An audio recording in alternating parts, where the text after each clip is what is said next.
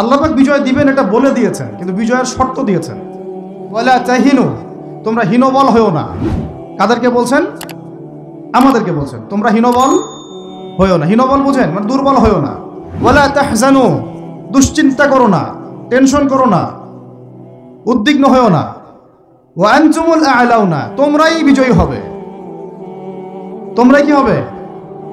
In কুনতুম মুমিনিন, যদি প্রকৃত মুমিন হও তবেই। বুঝতে পারলাম ভাই? আল্লাহ কে বলছেন? আমাদের সৃষ্টিকর্তা, আমাদের পালনকর্তা, আমাদের রিজিক দাতা, আমাদের বিধানদাতা, এই মহাবিশ্বের স্রষ্টা। পুরো মহাবিশ্ব আল্লাহ পাকের আইনে চলে, পৃথিবী বাদ দিয়ে। বলেন পৃথিবী বাদ দিয়ে কেমন করে? দুনিয়াতে মানুষ আল্লাহ পাকের বিধান মানে না, পুরো মহাবিশ্ব মানে। বুঝতে পারতেছি না? এই দুনিয়াতে পুরো মহাবিশ্বের কোটি কোটি গ্যালাক্সি, গ্রহ, নক্ষত্র, তারা, প্রত্যেকটা জায়গায়, মানে এমনকি একটা গাছের পাতাও আল্লাহ পাকের হুকুম ছাড়া, তাসবিহ ছাড়া চলে না। শুধু মানুষ হতভাগা একটা প্রাণী, যে আল্লাহর জমিনে থেকে, আল্লাহর খেয়ে, আল্লাহর পরে, আল্লাহর বাতাস থেকে শ্বাস নিয়ে, আল্লাহর দেওয়া পানি পান করে, আল্লাহ পাকের দেওয়া অর্থ, সম্পদ, রিজিক, স্ত্রী, সন্তান সব ভোগ করে আল্লাহরই জমিনে আল্লাহ বিরোধী আইন চালু করে দিয়েছে। এই মানুষই একটা হতভাগা প্রাণী আছে। মন খারাপ করেন না, আমার কথা রাগ করেন না, এগুলো বাস্তব। আর আমার দিকে তেরে এসে কোনো লাভ নাই, কারণ এটা হচ্ছে অকাট্য সত্য কথা যে আমরা আল্লাহ পাকের জমিনে আল্লাহর খেলাফতের দায়িত্ব পালন করছি না। আমরা আল্লাহ পাকের জমিনে আল্লাহর নিয়ামতগুলো ভোগ করে আল্লাহ বিরোধী অপশক্তির স্বার্থ রক্ষা করছে। না হলে বাংলাদেশের মতো জায়গায় কেউ ট্রান্সজেন্ডার চালু করতে পারে? একটা 90% মুসলিমের দেশে কেউ সুদভিত্তিক ব্যাংকিং সিস্টেম চালু করতে পারে? মদের বার চালু করতে পারে? জেনার লাইসেন্স দিতে পারে? পতিতালয় লাইসেন্স প্রাপ্ত হয়? কখনো ওই যে যাত্রা, পালাগান, ঢাকঢোল, ডুগি তবলা বাজতেছে, কেউ প্রতিবাদও করতে পারে না। করতে গেলে তাকে বলা হয় সে মৌলবাদী, সে সন্ত্রাসী, সে জঙ্গি, উগ্রবাদী। তো আমরা যদি আল্লাহ পাকের জমিনে আল্লাহর খেয়ে, আল্লাহর পরে, আল্লাহ পাকের সব নিয়ামত ভোগ করে এই যদি হয় আমাদের অবস্থা, তাহলে আমাকে আপনি বলেন যে আল্লাহ পাকের কি বয়ে গেছে যে আমাদের হাতে আল্লাহ পাক এই দুনিয়াতে বিজয় দিবেন? আর কোনো জাতি নাই? পুরো মহাবিশ্বে সবাই আল্লাহর হুকুম মেনে চলে। সূরা বনী ইসরাঈল পড়েন, এমন কোন সৃষ্টি নাই আল্লাহ পাকের যে আল্লাহর তাসবিহ পাঠ করে না। শুধু মানুষই হতভাগা একটা সৃষ্টি। আমরা, আল্লাহ মাফ করেন আমাদেরকে, নামাজও পড়ে না। কি করে না? পাঁচবার দিনে বলা হচ্ছে হাইয়া আলাস সালাহ, হাইয়া আলাল ফালাহ, সাফল্যের জন্য আসো, সালাতের জন্য আসো, কল্যাণের জন্য আসো। কানে ঢুকে না, যায় না নামাজ পড়তে। কোরআন, ওই যে বললাম, বাসায়, সবার বাসায় কোরআন আছে। এমন কোন ব্যক্তি আছেন আপনারা যে আপনাদের বাসায় কোরআন নাই? প্রত্যেকের বাসায় আছে। এমনকি আপনার ফোনের মধ্যে অ্যাপসে আছে, খুলে দেখার সময় নাই। সময় কোথায়? মানে এত ব্যস্ত, সকাল থেকে রাত পর্যন্ত এতই ব্যস্ত মানুষ হতভাগা যে কোরআন খুলে দেখার সময় নাই। আবার বলে, এসব কথা বললে আবার বলবে যে আমরা কি ইসলাম কম বুঝি? আপনারাই ইসলাম বোঝেন, আমরা বুঝি না। আপনারাই মুসলমান, আমরা মুসলমান না, এইগুলা বলবে। উমর রাদিয়াল্লাহু আনহু ঠিকই বলেছিলেন আজকে থেকে এই 1400 বছর আগে, যে ইসলাম ধ্বংস হবে যখন দেখবা 3টা বিষয় সমাজে চলছে। 1, দল্লাতুল আলেম, আলেমরা যখন পথভ্রষ্ট হয়ে যাবে তখন সমাজে ইসলাম ধ্বংস হয়ে যাবে। 2, ওয়াল আইম্মাতুল মুদিল্লিন, যখন আসবে এমন কিছু শাসক যারা পথভ্রষ্ট, মুদিল্লিন, তখন সমাজে ইসলাম ধ্বংস হবে। আর ওয়াল মুনাফিকিন ফি জিদারি কিতাবিল্লাহ, যে মুনাফিকরা যখন আল্লাহর কিতাব নিয়ে বাকবিতনটা করবে, মুনাফিকরাই বাকবিতনটা করবে যে আমরাই বেশি বুঝি ইসলাম, তোমরা বুঝো না। আর বাংলাদেশে এই টকশোর সংস্কৃতি চালু না হলে আমরা এটা বুঝতে পারতাম না যে আসলে এই হাদিসটা সত্য। মাথার উপর দিয়ে যায় কথা কিছু না, পরে লেকচার রিপিট শুনে নিন। মূল জায়গায় আসি। কোরআন ঘরে আসে, আমরা তেলাওয়াত করি না। নামাজের আজান কানে আসে, নামাজে যাই না। শেষ রাত্রে আল্লাহ পাক প্রথম আসমানে নেমে আসেন। কিভাবে নেমে আসেন আমরা জানি না, ওইটার কাইফিয়াত ব্যাখ্যা করার আমাদের দরকারও নাই। আল্লাহ পাক বলেছেন, বাস ইমান রাখি। এবং আল্লাহ পাক আহ্বান করতে থাকেন, কে আছো আমার কাছে কিছু চাইবা আমি তোমাকে দিব, সুবহানাল্লাহ। কে আছো আমাকে ডাকবা আমি তোমার ডাকে সাড়া দিব, কে আছো আমার কাছে ক্ষমা চাইবা আমি ক্ষমা করে দিব। এইভাবে ফজর পর্যন্ত আল্লাহ পাক আহ্বান করতে থাকেন। আমরা ওই সময় ফেসবুক চালাই, রিল্যাক্সে ঘুম দেই। তাহলে নামাজের আজান কানে যায়, নামাজ পড়ি না, কোরআন বাসায় আছে তেলাওয়াত করি না, খুলেও দেখি না, 40 কুলখানি বাদ দিয়ে। আর শেষ রাত্রে আল্লাহ পাক আহ্বান করতে থাকেন, আমি উঠে ওযু করে 2টা রাকাত নামাজ পড়ে একটু দোয়া করব, সেটা পারি না। এই আমি আবার যখন দিনের বেলায় এলেম শিখতে যাই, এমন জায়গায় এলেম শিখতে যাই যেখানে নারী পুরুষ একাকার অবস্থা, প্রিমিক্সিং। আমি এমন এলেম শিখতে চাই যে এলেমটা আমাকে 20 বছরে 20টা সূরাও শিখায় না, 20টা হাদিস আপনার মুখস্থ নাই। আমি চ্যালেঞ্জ করতেছি আপনাকে, 20টা হাদিস আপনি দাঁড়ায় বলেন, ছোট ছোট হাদিস খালি। যেমন আমিরুল মুমিনিন উমর ইবনে খাত্তাব রাদিয়াল্লাহু আনহু قال قال رسول الله صلى الله عليه وسلم انما الاعمال بالنيات وانما لكل امرئ ما نوى فمن كانت هجرته الى الله ورسوله فهجرته الى الله ورسوله ومن كانت هجرته الى الدنيا يصيبها او امرأة يتزوجها فهجرته الى ما هاجر ইলাহি। এরকম ছোট্ট ছোট্ট আপনি আমাকে 20টা হাদিস শুনান, যারা 20 বছর পড়াশোনা করেছেন জেনারেল লাইনে, দাঁড়ান দেখি কার সাহস আছে। এই হচ্ছে আপনাদের শিক্ষার অবস্থা। তারপরে আপনি আবার যখন চাকরি ক্ষেত্রে যান, ঘুষ ছাড়া আপনার চাকরি হচ্ছে না। এই হলো অর্থনৈতিক জীবনের অবস্থা। আবার চাকরি, ব্যবসা, বাণিজ্য যাই করছেন, এর মধ্যে ম্যান্ডেটরি মাস্ট বি সুদ আছে। কি আছে? এই মাপে কম দেওয়া তো আছেই, অন্যের সম্পদ আত্মসাৎ তো আছেই, পণ্যে ভেজাল দেওয়া তো আছেই, তারপরে সিন্ডিকেট তো আছেই, যেটার দাম এখন এই রজবের আজকে কয় তারিখ? রজবের 14-15 হবে না? তো এই রজবের 14-15তে যে পণ্যের দাম 200 টাকা, 1.5 মাস পরেই সে পণ্যের দাম হবে 400 টাকা। এই হলো অর্থনৈতিক জীবনের অবস্থা। আর সুদের সাথে সম্পৃক্ত না হলেও তো আমাদের ঘুম হচ্ছে না। বাংলাদেশের 64,000 গ্রাম বাংলা বলি না আমরা, 64,000 গ্রাম বাংলায় একাধিক সুদী এনজিও আছে, সবাই সুদী কারবার করতেছে। আমাদের মা বোনরা ওখানে সমিতিতে নাম লেখাচ্ছে, আমরাও নাম লিখাইছি অনেকে। কিস্তি শোধ করতে হচ্ছে, জমি বন্ধক রাখো, বাছুর বন্ধক রাখো, গরু বন্ধক রাখো। শেষমেশ ধনীরা ধনী হচ্ছে, গরিবরা গরিব হচ্ছে। কারণ আল্লাহ পাক এই কিতাবের মধ্যেই বলেছেন, সূরা বাকারার শেষের দিকে আছে যে ইয়া আইয়ুহাল্লাযীনা আমানু, হে মুমিনগণ, ইত্তাকুল্লাহ, আল্লাহকে ভয় করো, ওয়া যারু মা বাকিয়া মিনার রিবা, সুদ ছেড়ে দাও, ইন কুনতুম মুমিনিন, যদি মুমিন হয়ে থাকো, ওয়া ইল্লাম তাফআলু, সুদ যদি না ছাড়ো, ফাআযানু বিহারবিন মিনাল্লাহি ওয়া রাসূলিহি, আল্লাহ এবং তার রাসূলের সাথে যুদ্ধের ঘোষণা শুনে নাও। আয়াত বুঝলেন? আয়াতটা কি বুঝলেন? আল্লাহ পাক বলছেন যারা সুদ খায় বা সুদ না ছাড়ে, এরা আল্লাহ এবং তার রাসূল মুহাম্মদ সাল্লাল্লাহু আলাইহি ওয়াসাল্লামের বিরুদ্ধে অস্ত্র নিয়ে দাঁড়ায় আছে। তো আপনার আমার কল্যাণ হবে না ভাই? দুনিয়ায় পরকালে কল্যাণ হবে না? আমরা হাউজে কাউসারের পানি তো পাবো ইনশাআল্লাহ, আমরা কবরের উত্তর তো দিতে পারবো ইনশাআল্লাহ। আমাদের জন্য নবী সাল্লাল্লাহু আলাইহি ওয়াসাল্লাম সুপারিশ তো করবেন ইনশাআল্লাহ, সুপারিশ তো নবীজি করবেন, এটা ঠিক আছে, এটা তো ঠিক আছে।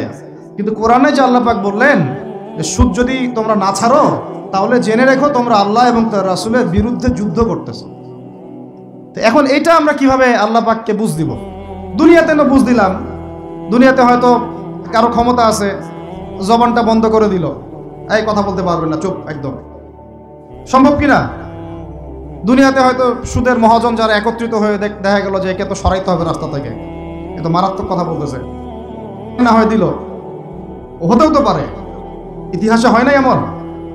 তারপরে কারো হয়তো দুনিয়াবি স্বার্থ আছে, বুঝাচ্ছে আমার বউ আছে, বাচ্চা আছে, চাকরি বাকরি কেমনে ছাড়ি ইত্যাদি। তো সব না হয় বুঝলাম না, আল্লাহ পাকের সামনে আপনি এখন কি বুঝটা দিবেন? রাসূলের সামনে দাঁড়ায় কি বুঝটা দিবেন? দিতে হবে কি না জবাবটা? আজ হোক আর কাল হোক দিতে হবে কি না? পরকালে যেতে হবে তো নাকি?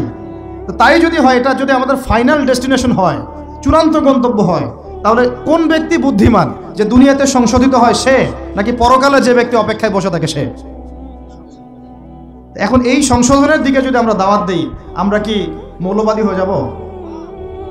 সমাজের শত্রু হয়ে যাব? দেশ ও জাতির শত্রু হয়ে যাব? সুদী কারবার ছাড়া অর্থনৈতিক বিষয় কি চালানো সম্ভব না? হ্যাঁ, যখন এই সুদী ব্যাংকিং সিস্টেম ওয়ার্ল্ড ব্যাংকেরটা তো 1995-এর দিকে আসছে, তারও আগে ছিল ওই যে ব্রিটেনের দি ব্যাংক অফ ব্রিটেন, যেটা প্রথমে ছিল, প্রথমের দিকে আর কি। ও সারা বিশ্বকে শাসন করতো এক সময়। তার আগে করেছে জার্মানি, তারপরেও আসছে ও। এই পশ্চিমাদের দৌরত্ব ফরাসি বিপ্লবের পরে। তো ওয়ার্ল্ড ব্যাংক আসছে 1995-এর দিকে, 45-এর পরে। এর আগে মুসলমানরা বিশ্ব শাসন করে নাই? 4 খলিফা করেন নাই? উমাইয়ারা, আব্বাসীয়রা, ফাতেমেরা, মোগলরা, তুর্কিরা, ওসমানীয়রা, তারা কি বিশ্ব শাসন করে নাই? তো তখন কি সুদ দিয়ে পুরো বিশ্বের অর্থনীতি পরিচালিত হয়েছে? বিকল্প কোনো ব্যবস্থা কি কোরআন এবং হাদিসে নাই? তো যদি সেটা থাকে, আর আমরা যদি এটাকে পাশ কাটায় যাই, গিয়ে পশ্চিমাদের এই অর্থনীতি যদি আমরা গ্রহণ করি, সেভাবে জীবনযাপন করতে থাকি, তো আল্লাহর সামনে কি ভাই আমাদেরকে দাঁড়াতে হবে না? আল্লাহ পাক আমাদের সবাইকে যেন কথাগুলো মন দিয়ে বোঝার তৌফিক দান করে। এখন যদি পুরো সিস্টেমটা আমরা চেঞ্জ করতে না পারি, ওই ক্ষমতা আমাদের নাই মনে করেন, ব্যক্তি জীবন থেকে সুদ দূর করা যাবে না? আমাকে কি রাষ্ট্র প্রশাসন একদম সুদ না খাইলে অ্যারেস্ট করে নিয়ে যাবে? আমি যদি বলি আমি সুদ খাবো না, সুদভিত্তিক ব্যাংকিং সিস্টেমে আমি ডিলিংস করব না, অ্যাকাউন্ট থাকতে পারে আপনার, কিন্তু আপনি ডিলিংস করতেছেন না, ঠিক আছে? সুদের টাকা যদি আসেও ওটা আপনি ছেড়ে নিচ্ছেন না, এবং সুদি এনজিও কারবার এগুলোর সাথে আপনি যুক্ত হচ্ছেন না, তো আপনাকে কি অ্যারেস্ট করে নিয়ে যাওয়া হবে জেলখানায়? কেন খাচ্ছিস না বলেন, নিয়ে যাওয়া হবে? এখনো ওই রকম দুঃসাহস দেখানোর মতো লোক বাংলাদেশে আসে নাই যে আপনি সুদ না খাইলে আপনাকে জোর করে ধরে নিয়ে যাবে। আছে এরকম কেউ? কখনো করবে না তারা এই কাজটা, ইনশাআল্লাহ। আর যদি করে তাহলে তো আল্লাহর গজব নেমে আসবে। তো এখন তাহলে সুদ খাচ্ছে কে? আপনি, আমি নিজেই। কে খাচ্ছে তাহলে? আমরা নিজেরাই খাচ্ছি। হয় আমি খাচ্ছি, না হলে আপনি খাচ্ছেন, না হলে আপনার স্ত্রী খাচ্ছে, না হলে আপনার বাবা খাচ্ছে। অতএব সুদের মধ্য দিয়ে আমরা আল্লাহ এবং তার রাসূলের সাথে সরাসরি যুদ্ধ করতেছি। বদরের যুদ্ধে কি আবু জাহেলরা পরাজিত হয় নাই? উহুদের যুদ্ধে, খন্দকের যুদ্ধে, মুতা, ইয়ারমুকে, এই শতাব্দীর পর শতাব্দী আল্লাহ এবং তার রাসূলের বিরুদ্ধে যারা দাঁড়াইছে, তারা কি কখনো টিকতে পারছে? আজকে পশ্চিমারা সারা বিশ্বকে এভাবে সুদখোর বানিয়ে দিয়েছে, আর প্রত্যেকটা মুসলিম কান্ট্রি এর খপ্পরে পড়ে গেছে, বের হতে পারতেছে না। বের হওয়ার জন্য শুধু একটা জিনিস দরকার, একটা জিনিস, সেটা হচ্ছে আল্লাহ এবং তার রাসূলের প্রতি পরিপূর্ণ বিশ্বাস, ঈমান। এইটা আমাদের অর্জন হয় নাই, এটাই সত্য কথা। অর্জন যদি হতো তাহলে আমরা বিকল্প চিন্তা করতে পারতাম। যদি আফগানিস্তান আগামী 10 বছর এভাবেই অর্থনীতি চালাতে পারে, এখন তাদের যে অবস্থা, আগামী 10 বছর যদি আর নতুন করে যুদ্ধ বিগ্রহ না হয়, এবং তারা যদি এভাবেই আরো 10 বছর তাদের ডাবল কারেন্সির অর্থনীতি চালাতে পারে, সুদহীন, জাকাত ভিত্তিক, ইসলামিক, আমাদের বিশ্বাস আগামী 10 বছরে দেখবেন তারা মার্কিন ডলারের উপরে আধিপত্য বিস্তার করেছে, ইনশাআল্লাহ। ইনশাআল্লাহ। আমি ইকোনমিক্স নিয়ে পড়াশোনা করেছি ভাই, এমনি কথা বলতেছি না। অনলাইনে যারা আপনাদেরকে এইসব তালগোল মার্কা কথাবার্তা বুঝায়, যে কাগজের টাকা নিয়ে উল্টাপাল্টা কথা বলছে, ইলেকট্রনিক মানি নিয়ে উল্টাপাল্টা কথা বলতেছে, বিটকয়েন, ক্রিপ্টোকারেন্সি নিয়ে কথা বলতেছে উল্টাপাল্টা, ভাই এগুলো আমরা জেনে বুঝে কথা বলতেছি, জেনে বুঝে পড়াশোনা করে। এগুলোর উপর আমরা থিসিস করেছি ইউনিভার্সিটিতে, এগুলোর উপরেই। এমনি কথা বলতেছি না যে পেপার মানি আপনার পকেটে, আমার পকেটে যেটা আছে আপনার পকেটেও সেটাই আছে, এর ভিতরেও সুদ আছে। ইলেকট্রনিক মানি যেগুলো আমরা ইউজ করতেছি, এগুলোর ভিতরেও সুদ আছে, অল্প হোক আর বেশি হোক। এর সামনে আসবে বিটকয়েন, ওইটার মধ্যে সুদের ভিতর উপর সুদ, তার উপর আসতেছে একটা সিস্টেম যেটা অলরেডি কয়েকটা কান্ট্রিতে অ্যাপ্লাই হয়ে গেছে, চায়নায়, উত্তর কোরিয়া, দক্ষিণ কোরিয়া ইত্যাদি কান্ট্রিতে। এটা হলো ক্যাশলেস সোসাইটি, মানে কোনো ক্যাশই থাকবে না সোসাইটির মধ্যে, ডিজিট থাকবে, খালি ডিজিট। মানে আপনি বলতে পারবেন না যে আমার 1 লক্ষ টাকা আছে, যদি বলি 1 লক্ষ টাকা আছে, টাকাটা আমার হাতে দেন দেখি, আপনি হাতে দিতে পারবেন না, দেওয়ার মতো কিছু নাই। ওইটা আপনার ডিজিটে থাকবে, নাম্বারে, ফিগারে, 1 লাখ, এটা ফিগার। ইতিহাসে এমন কোনো কারেন্সি আসে নাই যেটা ধরাও যায় না, ছোঁয়াও যায় না, পকেটেও রাখা যায় না। এটা আসতেছে সামনে। যারা বুঝে না এগুলা, আমরা আক্রমণাত্মক কথা বলতে চাচ্ছি না, আল্লাহ পাক তাদেরকে হেদায়েত দান করুন। এগুলো হচ্ছে ভবিষ্যৎবাণী, আদতে এইগুলা বর্তমান বিশ্বে চলতেছে, আমাদের সে সম্পর্কে জ্ঞান নাই। আমরা অনেকেই ক্যাশলেস সোসাইটি প্রতিষ্ঠার চেষ্টা করতেছি, এটার মধ্যে যতটুকু কল্যাণ আছে না, তার চেয়ে বেশি অকল্যাণ আছে। যখন আমরা একটা জিনিস চালু হয়ে যায় তখন সবাই কিন্তু প্রতিবাদ করি না, যখন চালু হয়ে যায় তারপরে ওরা যখন ইসলাম বিরোধী এজেন্ডা বাস্তবায়ন করে তখন আমাদের টনক নড়ে। এক্সাম্পল দিই একটা, তাহলে বুঝবেন। আজকে ট্রান্সজেন্ডার নিয়ে যারা পেট্রোনাইজ করতেছে, পিছন থেকে ফান্ডিং করতেছে, এটাকে প্রমোট করতেছে, অনলাইন অফলাইন যেখানে ঢুকবেন খালি এগুলোই দেখা যাচ্ছে, এর পিছনে একটা সুদী এনজিওদের হাত আছে। কাদের হাত আছে? তো এখন সারা দেশে যখন এরা কারবার শুরু করেছিল তখন আমরা কিন্তু সবাই মিলে এইভাবে প্রতিবাদ করি নাই। আজকে যখন তারা একটা জিনিসকে প্রতিষ্ঠা করার চেষ্টা করতেছে ওদের স্বার্থে, ইসলামের বিপক্ষে, এখন আমাদের অনেকে টনক নড়তেছে যে আরে এ কি হচ্ছে, আমাদের মুসলমানদের বাচ্চারা এগুলো কি শিখতেছে। সমস্যা হচ্ছে আমরা সমস্যা আসলে শুরুতে বোঝার মতো ওই নূর, বাসিরা, হিকমা আমাদের এখনো পয়দা হয়নি। এবং শেষে গিয়ে একদম কুলে, কি বলে ওটাকে, মাঝপথে গিয়ে যখন দড়িয়ে যখন নৌকা ডোবা শুরু করে তখন আমাদের হুঁশ ফিরে, আরে কি হচ্ছে এগুলো। তো আল্লাহ পাক আমাদেরকে বিজয় দিবেন এটা প্রতিশ্রুতি দিয়েছেন। যে একটা নিয়ে কথা বলতে গেলে ভিতরে চলে গেছে, আমার সমস্যা এটাই, আলোচনা করতে গেলে একটু বেশি ভিতরে চলে যাই, পরে আর বেরোতে পারি না। আপনারা কি আলোচনা বুঝতে পারতেছেন? আল্লাহ পাক আমাদেরকে প্রতিশ্রুতি দিয়েছেন যে তোমরা দুশ্চিন্তাগ্রস্ত হয়েও না, তোমরা টেনশন করো না, ভয় পেও না, হীনবল হয়েও না, আনতুমুল আ'লাউনা, তোমরাই বিজয়ী হবে এই দুনিয়াতে এবং আখিরাতে, তোমরাই বিজয়ী হবে ইন কুনতুম মুমিনিন, যদি প্রকৃতপক্ষে মুমিন হয়ে থাকো। আমাকে বলেন, যারা আজান শুনেও নামাজে যায় না এরা কি মুমিন? বলেন। আপনি মনে করছেন আমি জুমার নামাজ তো পড়ি, ঈদের নামাজ তো পড়ি। এমনও হতভাগা মানুষ আছে পৃথিবীতে যাদের নামাজ প্রথমবার তারা নামাজ পড়ে জানাজার নামাজ, আছে না ভাই? আল্লাহ পাক আমাদের সবাইকে 5 ওয়াক্ত নামাজি হওয়ার তৌফিক দান করেন, এবং কাজা নামাজ অনেকের আছে, আল্লাহ পাক সেগুলো আদায় করার তৌফিক দান করেন। আপনারা যখন হজ উমরা সফরে যাবেন বেশি বেশি সেখানে নামাজ পড়বেন, কারণ ওখানে 1 রাকাত নামাজ হারাম শরীফে পড়লে 1 লক্ষ রাকাতের নেকি হয়, আর মদিনা মুনাওয়ারায় পড়লে, মানে হারামে পড়লে 1000 নেকি হয়। আর এই দুইটা আমরা খুব ভালো জানি, মিম্বরে আলোচনা হয় খুব, মাশাআল্লাহ, তাই না? তো নসিহত হচ্ছে ওখানে গিয়ে আমরা বেশি বেশি নামাজ পড়বো, নফল নামাজ, ঠিক আছে? কাজা নামাজগুলো হিসেব করে আদায় করার চেষ্টা করবো ইনশাআল্লাহ। তবে হাদিসে আরেকটা জায়গা আছে, ওইটা আমরা ভুলে গেছি। আরও একটা মসজিদ আমাদের আছে ভাই, যেখানে 2 রাকাত নামাজ পড়লে জীবনের সব গুনাহ মাফ হয়ে যায়। ওইটা আমাদের পাঠ্যপুস্তকে নাই, আমাদের চেতনায় নাই, আলোচনায় নাই, মিম্বরে নাই, খুতবায় নাই। সেই মসজিদ কোথায়? ওই মসজিদ কি আমাদের না ইহুদিদের? কি মনে হয় আপনাদের? ওই আল আকসা কি আমাদের না ওদের? ওইখানে 2 রাকাত নামাজ পড়লে, সফর করে 2 রাকাত নামাজ পড়লে জীবনের সব গুনাহ মাফ হয়ে যাবে। ওইখানে আমরা এখন ঢুকতে পারি না। কারো কোনো ফিকির আছে? ইয়াংদেরকে বলতেছি ভাই, লেকচারগুলো আমাদের বেশিরভাগই ইয়াংদের জন্য। যে এই যে সেলফি, এই শোডাউন, একজন বক্তাকে আপনি দেখতে চান, ইসলামী সেলিব্রিটিজম, এগুলো যে চালু করেছি আমরা, এইগুলো দিয়ে দিন আল্লাহর জমিনে কায়েম হবে না। এগুলো ভালোবাসা মহব্বতের নিদর্শন না। সত্যি সত্যি যদি আমাদেরকে আপনারা মহব্বত করে থাকেন, এমনভাবে নিজেকে গড়েন যাতে বাইতুল মুকাদ্দাস জয় করতে পারেন।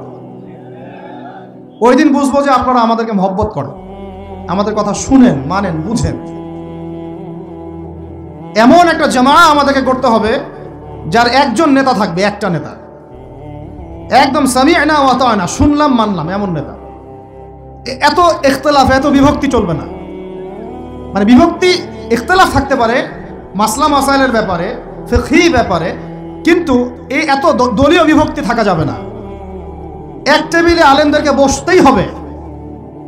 আলেমরা যদি এক টেবিলে না বসে ঐক্যের দৃষ্টান্ত স্থাপন না করতে পারে, জনগণ ঐক্যবদ্ধ হতে পারবে না। বাংলাদেশের সবচেয়ে বেশি দরকার এখন ওলামায়ে কেরামের ঐক্য। আমরা যারা ছোটরা আছি, আমাদের মূল কাজ এখন এইটাই, আমরা এটাই ফিকির করি কিভাবে আলেমদেরকে একটা জায়গায় বসানো যায়। আলেমরা যদি ঐক্যবদ্ধ হতে পারেন, জনগণ একদিকে ফোকাস করে চলতে পারবে ইনশাআল্লাহ। এবং তাদের মধ্যে যদি একজন আমির নিযুক্ত করা হয় এবং তার কথা যদি আমরা সুরাভিত্তিক মেনে চলি, ইনশাআল্লাহ বাংলাদেশ কেন পুরা বিশ্বে দিন কায়েম করা সম্ভব। আমরা এই দিক থেকে আমরা মোটামুটি 20-30 বছর পিছায় আছি এখনো, বুঝতে পারছেন না আমার কথা? এই দিক থেকে দেখেন, আল্লাহ নবী সাল্লাল্লাহু আলাইহি ওয়াসাল্লাম মক্কাতেও সাহাবীদের মধ্যে কখনো বিভক্তি হতে দেন নাই। একজন নেতা, তার আন্ডারে সব সাহাবীরা বায়াত করে আছেন হাতে হাত রেখে, ব্যাস যা বলবেন তাই। ডানে যাইতে বললে ডাইনে, বামে যাইতে বললে বামে। মার খাচ্ছেন, যদি নবীজি বলেন হিজরত করে চলে যাও, হিজরত করে চলে গেল আবিসিনিয়ায়, তাই না?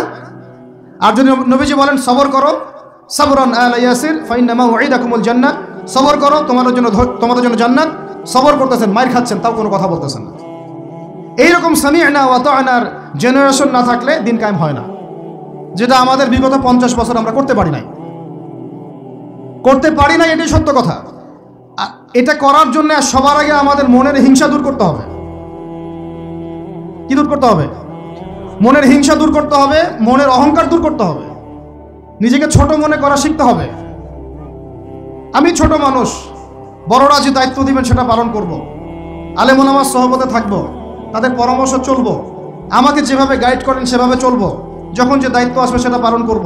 চিন্তা এরকম না থাকলে আপনি চলতে পারবেন না, বিদ্রোহী হয়ে যাবেন তখন। বেয়াদবি, এই যে প্রথমে একটা কথা বলছি, বেয়াদবি।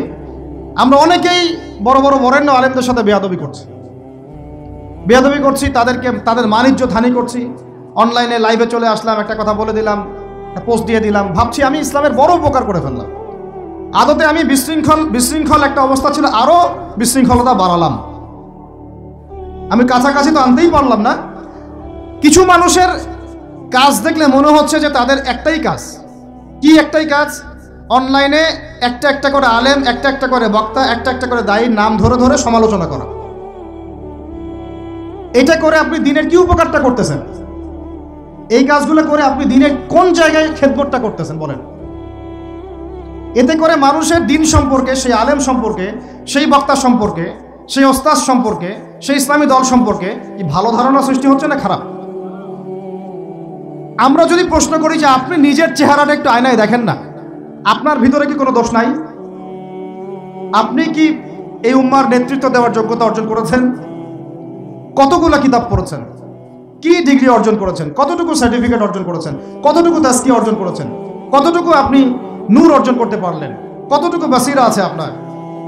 কয়টা মসজিদ করেছেন? কয়টা মাদ্রাসা করেছেন? কয়টা ইসলামিক সংগঠন করলেন? কয়টা কিতাব লিখলেন? কয়টা লেকচার দিলেন? আপনি নিজে কি করলেন দিনের জন্য? এই চিন্তাটা করা দরকার নাই যে আমি নিজে কি করলাম দিনের জন্য, ও কি করলো, ওর কি খেদমত, ওর কি দোষ, ওর কি ত্রুটি, এইগুলোর চর্চা আমরা ব্যস্ত হয়ে আছি। এই একটা কারণে আমাদের ওলামায়ে কেরামদের মধ্যে ঐক্য হচ্ছে না, দুর্ভাগ্যজনকভাবে। কারণ আমরা একটা শ্রেণী আলেমদের ইজ্জত ধোয়ার পিছনে লেগে গেছি। একজন আলেম না, এটা ভুল করছে ভাই, আলেম মানুষ তো, কেন বেয়াদবি করতে হবে আপনাকে? কেন আপনাকে একটা সেশন করতে হবে? কেন একটা এটা করতে হবে, সেটা করতে হবে? চুপ করে থাকেন আপনি। পারলে তার সাথে আপনি পার্সোনালি দেখা করেন, তার কাছে যান, তার কথার পিছনের কারণটা খুঁজে বের করার চেষ্টা করেন। ইসলামের খেদমত এগুলো হচ্ছে না, ওইদিকে যেতে যাচ্ছি না। একটা রিকোয়েস্ট করবো আপনাদেরকে যে আমরা সবাই একটা দায়িত্ব কাঁধে নেই, যে এই উম্মতকে বিজয়ী করার জন্য আমারও কিছু দায়িত্ব আছে। আপনার দায়িত্ব নেই ভাই? আপনি এখন আয়নার সামনে আজকে রাত্রে দাঁড়ায় অনেস্টলি সততার সাথে দাঁড়াবেন, দাঁড়ায় আপনার চেহারা আয়নায় দেখবেন, দেখে চিন্তা করবেন যে আসলে আমি আজ পর্যন্ত এই উম্মাকে কি দিয়েছি। বলেন তো কি বললাম ভাই? আয়নার সামনে দাঁড়ায় কি বলবেন? আমি আদনান, আমি আব্দুর রহমান, আমি আব্দুর রহিম, আমি অমুক, আমি তমুক, আমি ইসলামকে, উম্মাকে, আল্লাহকে, রাসূলকে কি দিয়েছি এই পর্যন্ত। যদি আপনার মনের মধ্যে সততা থাকে, জবাব ওই আয়নার তসবির আপনাকে দিয়ে দিবে।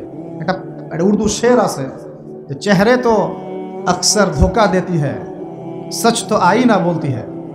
মানে চেহারা তো বেশিরভাগ সময় ধোকা দেয় মানুষকে, সত্য কথা বলে আয়নার প্রতিবিম্ব। তো আল্লাহর ওয়াস্তে নিজের আত্মসমালোচনা করি, আমরা উম্মাকে কি দিলাম এটার ফিকির করি। এখন যদি উত্তর আসে যে আমি অনেক দিয়েছি উম্মাকে, আমি একদম কামেল হয়ে গেছি, তাহলে বুঝবেন আপনার মধ্যে ইবলিসের চরিত্র আসছে। ইবলিসই বলতে পারে যে আমি সবার চেয়ে শ্রেষ্ঠ। ওই যে বলে নাই, আনা খায়রুম মিনহু, আমি আদমের চেয়ে শ্রেষ্ঠ। খলাকতানি মিন নার, আমাকে আগুন দিয়ে সৃষ্টি করেছেন। খলাকতাহু মিন তিন, তাকে মাটি দিয়ে সৃষ্টি করেছেন। এই কেবার যদি চলে আসে বুঝবেন আপনি ধ্বংস হয়ে গেছেন।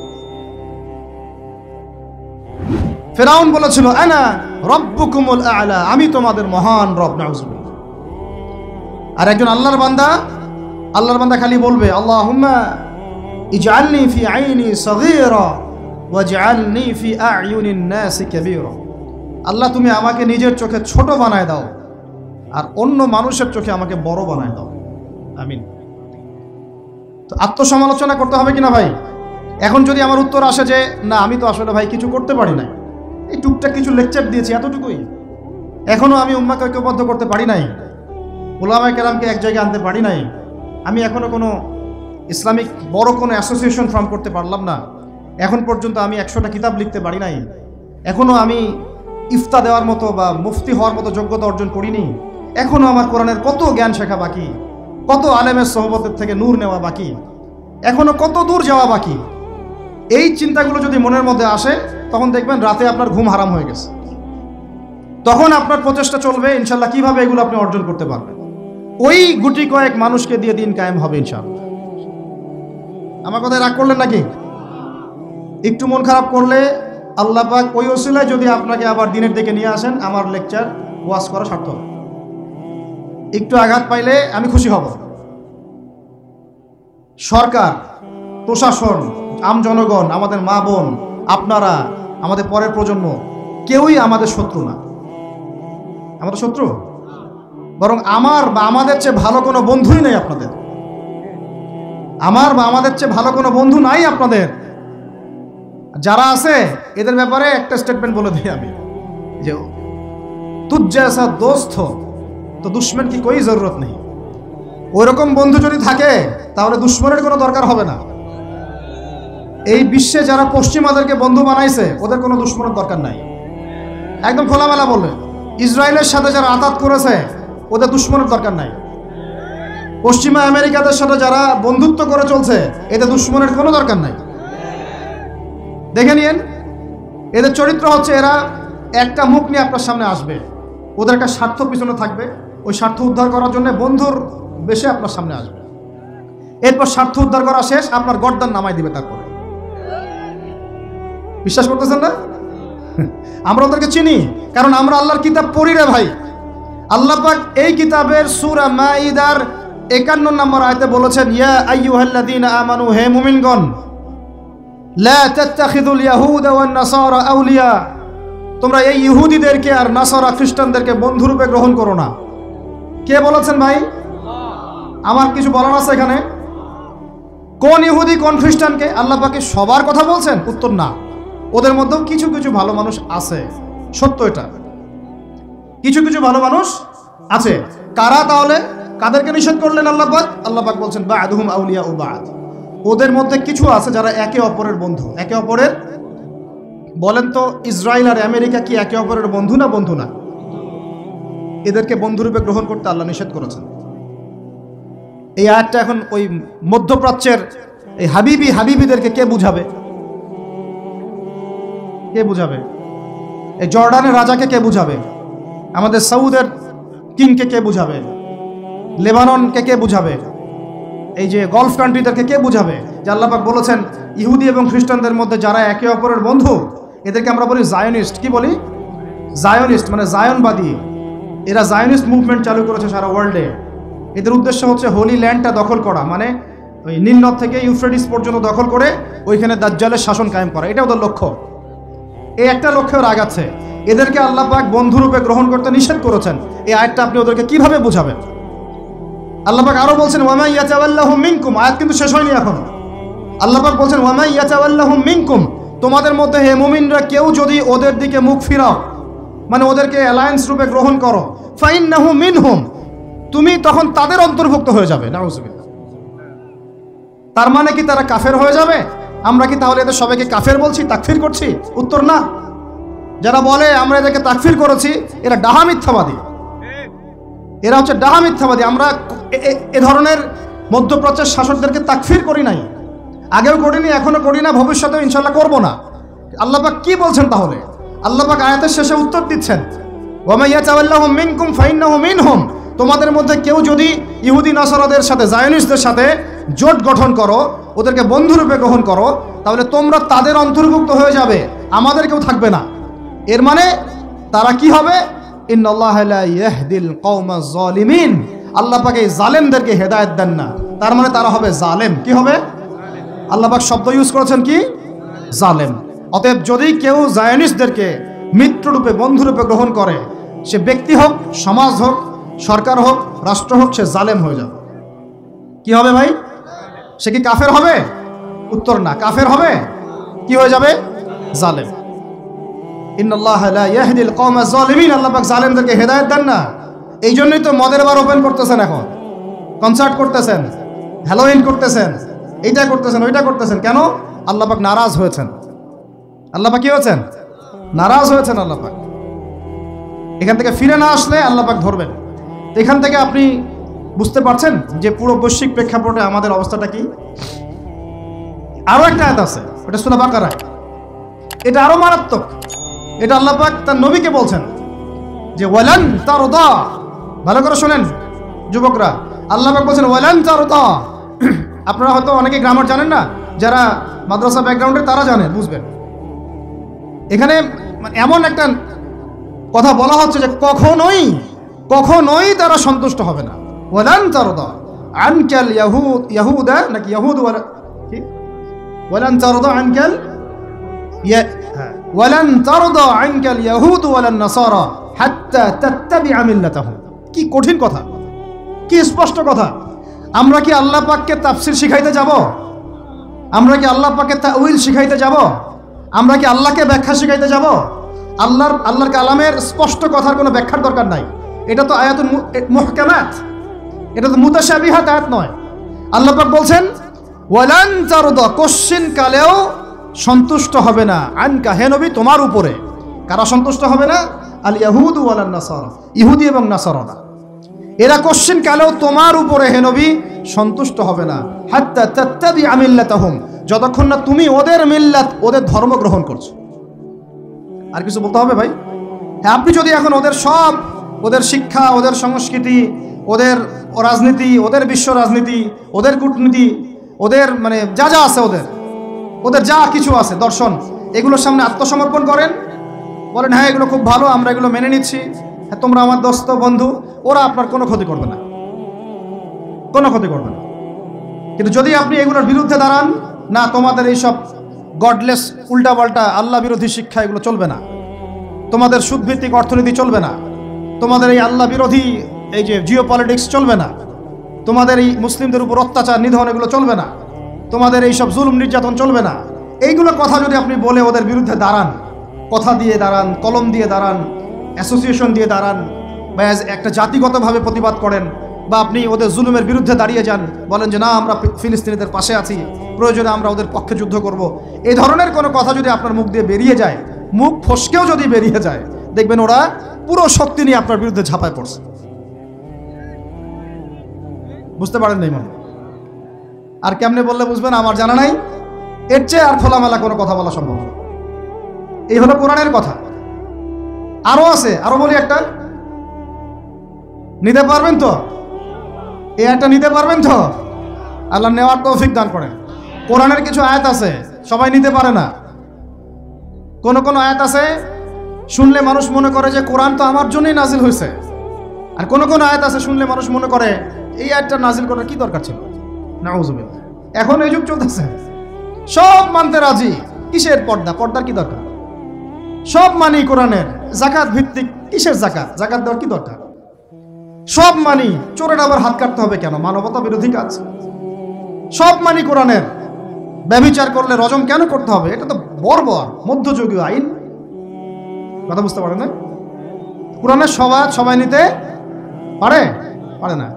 কোরআনে 400 থেকে 450 জায়গায় আছে যে আল্লাহ রাব্বুল আলামিনের দিন প্রতিষ্ঠার জন্য তোমরা দাওয়াতের পাশাপাশি জিহাদ করো। কি করো? ওই শব্দ নিতেই পারে না মানুষ, শুনলেই। যারা ইসলামের বিরুদ্ধে আছে, সরাসরি বিরুদ্ধে আছে, ওরা তো এমনি নিতে পারেই না, এটা আলাদা বিষয়। যারা দাড়ি টুপিওয়ালা কালিমা পড়া কিছু মুসলমান আছে, মুনাফেক নামধারী মুসলমান, এরাও নিতে পারে না। দেখেন নাই কি অবস্থাটা হইল অক্টোবর মাসে, এই যে প্যালেস্টাইন ইস্যু নিয়ে এই প্রকাশ্য একটা জিহাদ চলতেছে ইহুদিদের সাথে, একদম স্পষ্ট। সবাই চিনতেছে কারা হকপন্থী কারা বাতিলপন্থী। একটা মানুষ যে নামাজ পড়ে না সেও চিনতে পারতেছে যে হ্যাঁ এরা জালেম এরা মাজলুম, তাই না? প্রশাসনের সবাই, প্রশাসনের 98% ভাই এটাই বিশ্বাস করে যে ইসরায়েল জালেম, এই ফিলিস্তিনের ভাইরা মাজলুম। অনেক অনেক ভাইয়ের সাথে আমাদের দেখা হয়, কথা হয়, চা খাই। আল্লাহ পাক তো একটা জায়গা দিয়েছেন আলহামদুলিল্লাহ মহব্বতের। তারা বলে যে হুজুর যদি সত্যি আমাদের সুযোগ থাকতো বা আমাদেরকে যদি আল্লাহ পাক সুযোগ দিতেন, ওই রকম কোনো নেতা আমাদের থাকতো, আমরা সবার আগে গিয়ে ওখানে যুদ্ধ করতাম। তা আমাদের দেশের প্রশাসনের লোকজন বলেছে, কথা বুঝতে পারতেছেন? কিন্তু মুসলমান নামধারী, আলেম নামধারী, কিছু দাড়ি টুপিওয়ালা বুঝতে পারলো না যে ওই ভাইরা মাজলুম আর এরা জালেম।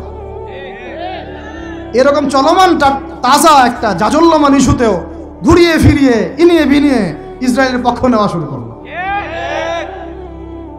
এটা নিয়ে বলতে বলতে আমি ক্লান্ত হয়ে গেছি, আর আমি এগুলো বলতেও চাই না, আমার লজ্জা লাগে। এদের বিরুদ্ধে দু একটা কথা বলতে আমার এনার্জি লস হয় এবং লজ্জাও লাগে। নির্লজ্জ শ্রেণী, নির্লজ্জ। দেখেন সিরাজউদ্দৌলার নাম শুনেছেন? বেচারা পরাজিত হয়েছে। বেচারা কি হয়েছে? কিন্তু লড়াই করে পরাজিত হয়েছে। মির্জাফরের নাম শুনেছেন? ও বেটা ব্রিটেনের হাত ধরে জয়লাভ করেছে, জয়লাভ করে মসনদেও বসেছে, কিন্তু কিয়ামত পর্যন্ত মানুষ গাদ্দারদেরকে মির্জাফর নামে ডাকে। কথা বুঝতে পারেন নাই? তো সবসময় দুনিয়ার সাফল্য, দুনিয়ার বিজয়, দুনিয়ার আধিপত্য সবকিছু না। জনগণ সব বুঝে এখন। বাংলাদেশের ইয়াং জেনারেশন স্পেশালি তারা অনেক পড়াশোনা করে, এখন বুঝে, আলেমদের সাথে থাকে। হক বাতিল এভাবে আপনি আলাদা করতে পারবেন না। হককে বাতিল, বাতিলকে হক বানাইতে পারবেন না। ইনশাল্লাহ হক হকের জায়গায় স্পষ্ট থাকবে, বাতিল বাতিলের জায়গায় স্পষ্ট থাকবে। এই সময়গুলোতে মানুষ বলেছে যে যে ভাইরা শিশু হত্যার প্রতিবাদ করতেছে, বোনদের ইজ্জত নিধনের প্রতিবাদ করতেছে, বোম্বিং এর প্রতিবাদ করতেছে, এদের আকীদা ঠিক নাই, এদের মানহাজ ঠিক নাই, এরা সঠিক মুসলমান না। এরকম অবস্থায় মানুষ বলেছে আইয়ুবী রাহিমাহুল্লাহ যখন আক্রমণ করে বাইতুল মুকাদ্দাস জয় করেছিলেন, উনারও আকীদা মানহাজ ঠিক ছিল না। এরকম অবস্থায়ও মানুষ বলেছে বাংলাদেশের মাটিতে বসে দাড়ি টুপিওয়ালা পাগড়ি জুব্বা নিয়ে বলেছে যে হামাস এটা বিচ্ছিন্ন জনগোষ্ঠী এবং ওই নাকি অপরাধী, সক্ষমতা নাই, কেন সে যুদ্ধ করতে গেল। বলেছে যে হামাসকে সৃষ্টি করেছে নাকি ইসরায়েল। তো এই হলো অবস্থা। না এদের আকীদার কোনো সঠিক জ্ঞান আছে, না সত্যিকারের মানহাজের সঠিক জ্ঞান আছে, আর না ইতিহাসের কোনো সঠিক জ্ঞান আছে। হামাস সৃষ্টি হয়েছে 1994 সালের দিকে। কত সাল বলেন? 1989 থেকে 92 সালের মধ্যে একটা চুক্তি হয়েছিল। আমি তো বলি আমার সামনে বসান, আর বসতে চাইলে অনলাইনে বাহাসের কথা বলে, তো অনলাইনে না, যদি পান আপনারা ধরে নিয়ে আমাদের মাদ্রাসায় নিয়ে আসবেন। ধরে কি করবেন? আমাদের মাদ্রাসার সামনে বসাই দিবেন। অনলাইনে কোনো বাহাস হয় না, অফলাইনে হবে, সামনাসামনি। কিতাব যত কিতাব আছে নিয়ে আসুক, সমস্যা নাই, কিন্তু অনলাইনে না। হবে কোথায়? অফলাইনের সামনাসামনি টেবিল থাকবে, দুই দিকে দুজন বসবে। প্রয়োজনে প্রশাসন থাকবে, প্রয়োজনে আমাদের আরো বড় বড় ওলামায়ে কেরামরা থাকবেন, তারা এখানে এটাকে জাজ করবেন। এই যে কথাটা বললো হামাসকে সৃষ্টি করেছে কি ইসরায়েল। আমি শুধু অর্থনীতি নিয়ে পড়ি নাই, আমরা 6টা সাবজেক্ট নিয়ে পড়ছিলাম ইউনিভার্সিটিতে। আমাদের ফ্যাকাল্টির মধ্যে 6টা সাবজেক্ট মেইন ছিল, মেজর। একটা হলো ফিলোসফি, একটা হলো ইংরেজি, একটা অর্থনীতি, একটা এই গ্লোবাল অ্যাফেয়ার্স মানে জিও পলিটিক্স, যেটাকে আমরা জিও পলিটিক্স বলি, আর একটা হচ্ছে হিস্ট্রি, আর একটা হচ্ছে পশ্চিমা দর্শন। যে পশ্চিমা দর্শনের এতগুলো কথা আমরা বলি, এমনি এমনি বলি না, আমরা জানি ওদের দর্শনের মধ্যে কোথায় কুফর আছে, কোথায় শিরক আছে। এখন ইতিহাস আপনাকে ছোট্ট করে বলতেছি। 1989 সালে একটা চুক্তি হয়েছে ফিলিস্তিনের সাথে। এই চুক্তিটার নাম 89 থেকে 92 এর মধ্যে, এই চুক্তিটার নাম হচ্ছে অসলো শান্তি চুক্তি। বলেন কি বললাম? এই চুক্তিটা সাধারণ ফিলিস্তিনি যারা তাদের ভূমি ফেরত চায়, যারা ইসরায়েলের পতন চায়, যারা এই জুলুমের বিরুদ্ধে দাঁড়িয়ে আছে, ওরা মেনে নেয় নাই। তো যারা মেনে নেয় নাই, পরবর্তীতে তারা এই হামাস নামক সংগঠনটা তৈরি করেছে। এটা সশস্ত্র অবস্থান। ওদের দুইটা অংশ আছে, একটা আল কাসাম ব্রিগেড, আর একটা হচ্ছে দাওয়ার জন্য। কিছু মানুষ দাওয়াতের মেহনতে থাকে, কিছু মানুষ সশস্ত্র যুদ্ধ করে। এটা উড়ে এসে জুড়ে বসে নাই। এরা বিগত প্রায় ৭৫ বছর থেকে ধাক্কা সহ্য করতে করতে করতে করতে আজকে বাধ্য হয়ে এই জায়গায় আসছে। একটা কিতাব বাজারে আসবে ইনশাল্লাহ, আপনারা দোয়া করেন যেন কিতাবটাকে মানে সবচেয়ে সেরাভাবে যেন আল্লাহ পাক আনার তৌফিক দান করেন। এর নাম হচ্ছে হুরমাতুল আকসা। কি নাম? আল্লাহ পাক যেন তৌফিক দান করেন, আমিন। একদম বিগত ৫,০০০ বছরের ইতিহাস আপনাকে দিয়ে দিব ইনশাল্লাহ। কত বছর? ৫,০০০ বছর পুরাতন ঘটনা আল আকসা। কত বছর ভাই? ৫,০০০ বছর। ওইটা ইব্রাহিম আলাইহিস সালামের হিজরতের জায়গা। ওখান থেকে ইয়াকুব আলাইহিস সালামের ছেলেরা মিশরে আসছে।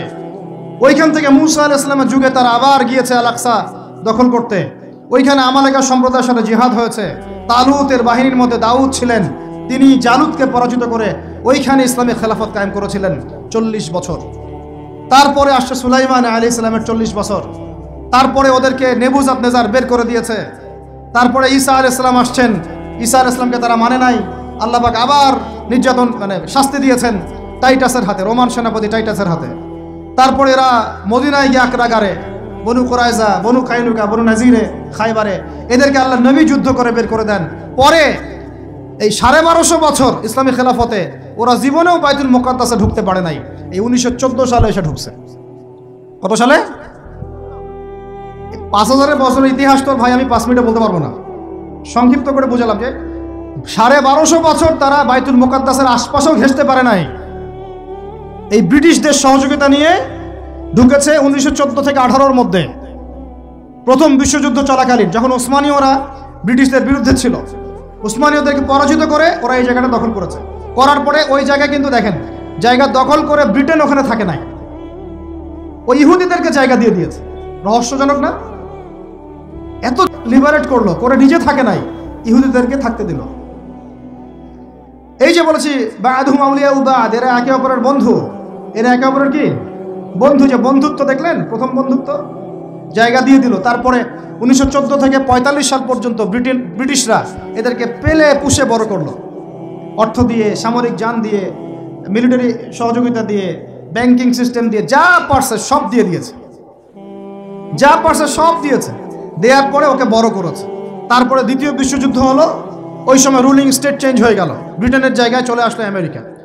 এবার আমেরিকা এসে ব্রিটেন তাদেরকে যে সহযোগিতাটা করত তার চেয়ে ১০০০ গুণ বেশি সহযোগিতা করা শুরু করল।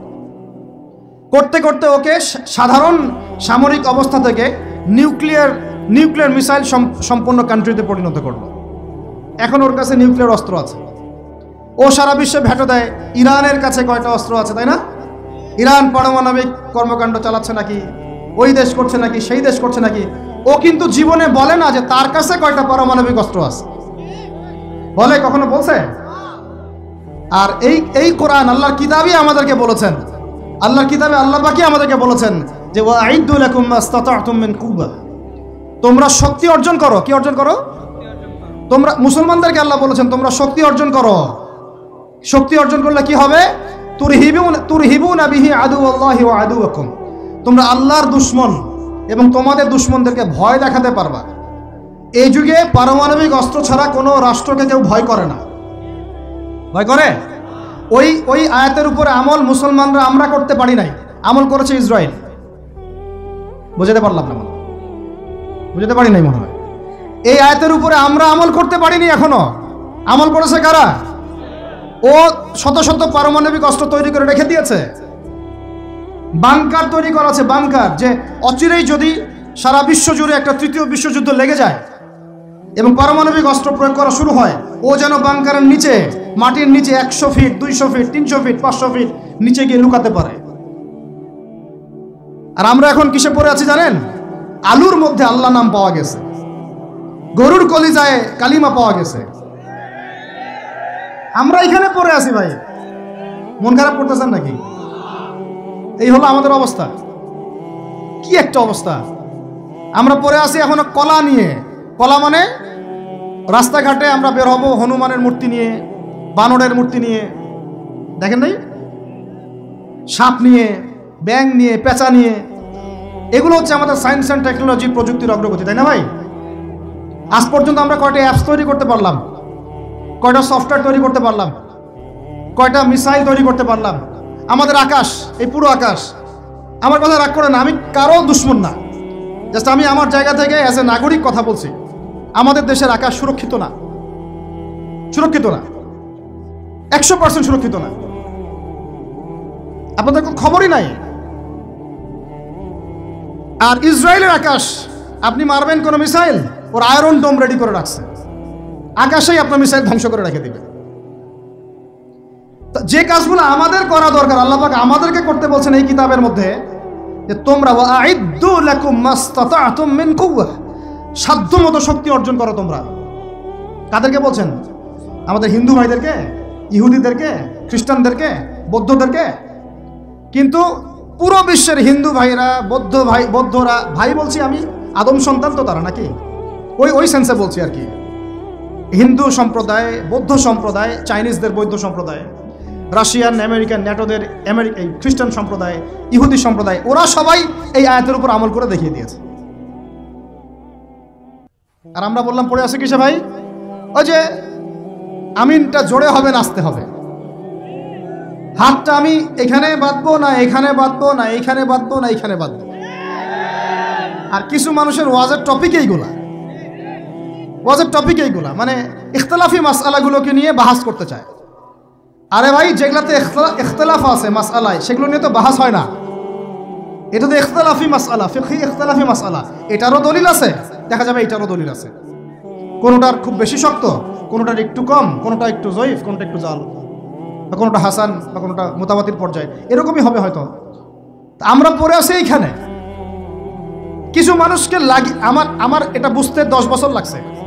কিছু মানুষকে সমাজে লেলিয়ে দেওয়া হয়েছে, লাগিয়ে দেওয়া হয়েছে বাংলাদেশের মুসলমানকে এগুলোতে ব্যস্ত রাখার জন্য।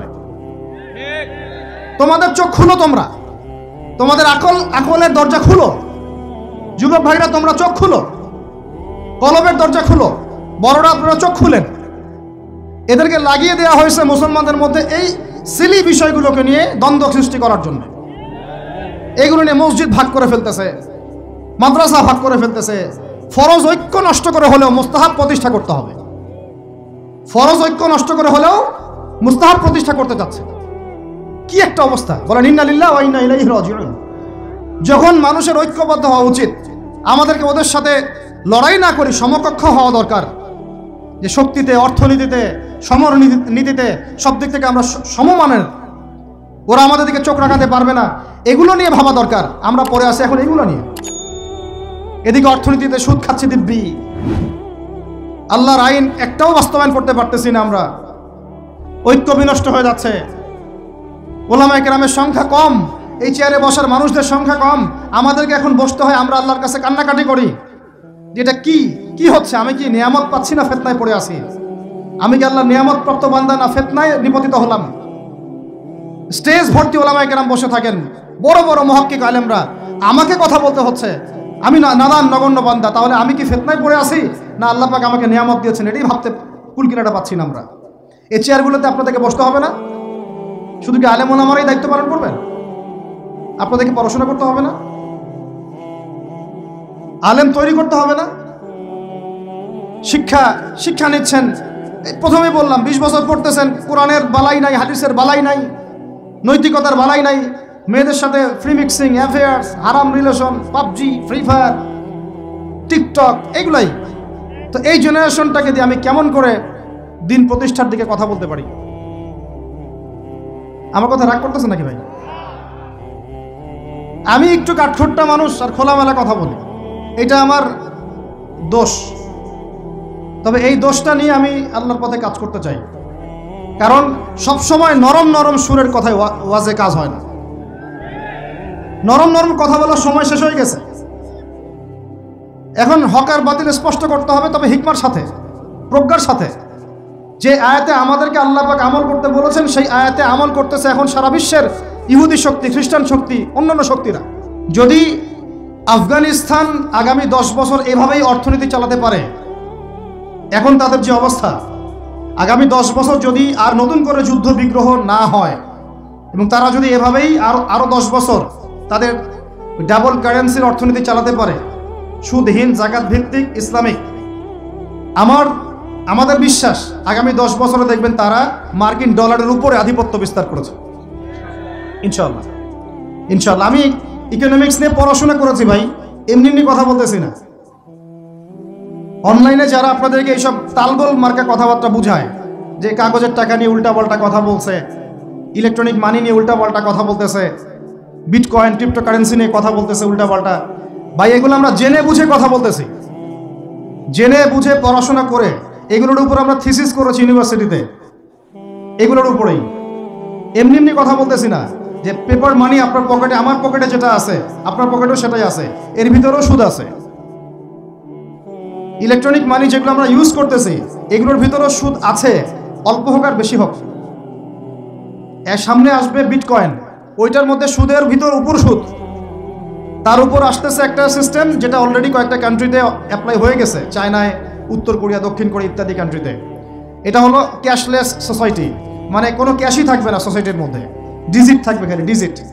মানে আপনি বলতে পারবেন না যে আমার 1 লক্ষ টাকা আছে, যদি বলি 1 লক্ষ টাকা আছে, টাকাটা আমার হাতে দেন দেখি, আপনি হাতে দিতে পারবেন না, দেওয়ার মতো কিছু নাই। ওইটা আপনার ডিজিটে থাকবে, নাম্বারে, ফিগারে, 1 লাখ এটা ফিগার। ইতিহাসে এমন কোনো কারেন্সি আসে নাই যেটা ধরাও যায় না, ছোঁয়াও যায় না, পকেটেও রাখা যায় না। এটা আসতেছে সামনে। যারা বুঝে না এগুলা, আমরা আক্রমণাত্মক কথা বলতে চাচ্ছি না, আল্লাহ পাক তাদেরকে হেদায়েত দান করুন। এগুলো হচ্ছে ভবিষ্যৎবাণী, আদতে এইগুলা বর্তমান বিশ্বে চলতেছে, আমাদের সে সম্পর্কে জ্ঞান নাই। আমরা অনেকেই ক্যাশলেস সোসাইটি প্রতিষ্ঠার চেষ্টা করতেছি, এটার মধ্যে যতটুকু কল্যাণ আছে না তার চেয়ে বেশি অকল্যাণ আছে। যখন আমরা একটা জিনিস চালু হয়ে যায় তখন সবাই কিন্তু প্রতিবাদ করি না, যখন চালু হয়ে যায় তারপরে ওরা যখন ইসলাম বিরোধী এজেন্ডা বাস্তবায়ন করে তখন আমাদের টনক নড়ে। এক্সাম্পল দিই একটা, তাহলে বুঝবেন। আজকে ট্রান্সজেন্ডার নিয়ে যারা পেট্রোনাইজ করতেছে, পিছন থেকে ফান্ডিং করতেছে, এটাকে প্রমোট করতেছে, অনলাইন অফলাইন যেখানে ঢুকবেন খালি এগুলোই দেখা যাচ্ছে, এর পিছনে একটা সুদী এনজিওদের হাত আছে। কাদের হাত আছে? তো এখন সারা দেশে যখন এরা কারবার শুরু করেছিল তখন আমরা কিন্তু সবাই মিলে এইভাবে প্রতিবাদ করি নাই। আজকে যখন তারা একটা জিনিসকে প্রতিষ্ঠা করার চেষ্টা করতেছে ওদের স্বার্থে, ইসলামের বিপক্ষে, এখন আমাদের অনেকে টনক নড়তেছে যে আরে এ কি হচ্ছে, আমাদের মুসলমানদের বাচ্চারা এগুলো কি শিখতেছে। সমস্যা হচ্ছে আমরা সমস্যা আসলে শুরুতে বোঝার মতো ওই নূর, বাসিরা, হিকমা আমাদের এখনো পয়দা হয়নি, এবং শেষে গিয়ে একদম কুলে, কি বলে ওটাকে, মাঝপথে গিয়ে যখন দড়িয়ে যখন নৌকা ডোবা শুরু করে তখন আমাদের হুঁশ ফিরে, আরে কি হচ্ছে।